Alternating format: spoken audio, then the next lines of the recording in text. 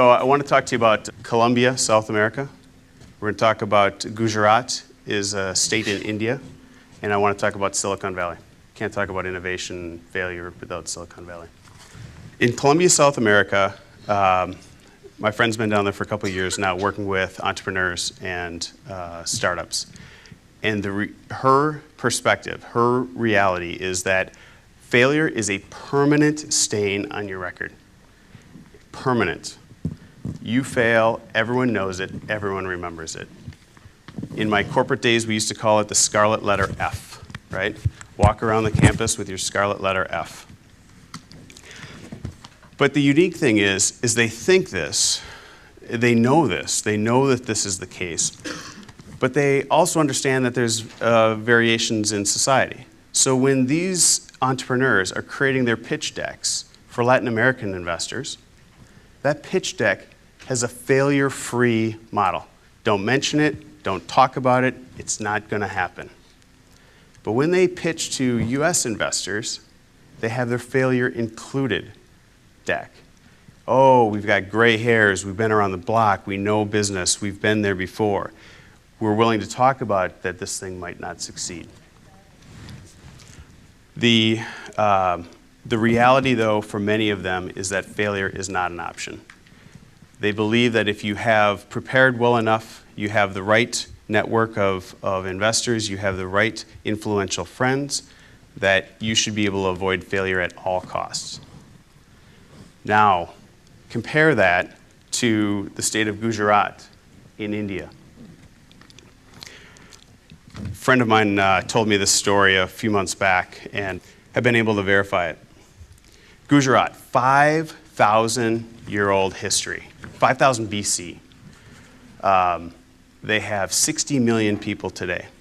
They have very, very poor natural resources. So they became entrepreneurs by necessity. They had a long coastline along the Arabian Sea. And that coastline allowed them to trade, sea and shipping trade. And so they would do whatever they could. And then once they found something, though, they would repeat it over and over and over again.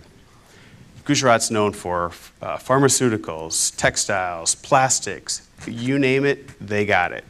But the most interesting thing is not all of these accolades about how well their economy has grown, how well they've done. It's that when two entrepreneurs from Gujarat meet each other, they realize that they're from the same area, and they start off the conversation. They start off the conversation with, what are your failures? And they rattle them off. And it could go on for days, apparently. This is what I tried, this is what I tried. I tried this. Whether it's flower shops in Africa or storefronts in Europe, they are boastful. They are boastful about their failures. They like their successes, they're proud of their successes, but they're willing to step up and say, you know what? These are all the things I tried, and these didn't work. Think about that for a second. Think about American society. We get up, we puff out our chest, look at me, look what I've done, look at all my successes. No. You start out by saying, look at all my failures. Think of how tolerant, think of our perspective on what failure means if we were to take that approach. And then finally, Silicon Valley. So, our classic example. You don't have to go to India to find a sliver of this. We've got it in Silicon Valley. Trial and error entrepreneurship. Randy Komisar, author of Getting to Plan B, had a great quote from a few years ago. He said, what makes Silicon Valley unique is not our long list of successes. It is how we deal with failure. Right? How we deal with failure. He knows innovation is, you guys all know this, innovation is a numbers game. We're not going to bat 500. We're not going to bat 1,000. We're going to bat 300. We're going to bat 100. The Wall Street Journal had an article recently, 3 out of 4 VC-invested startups fail. If you look at, and that's fail like, hey, we lost all your money.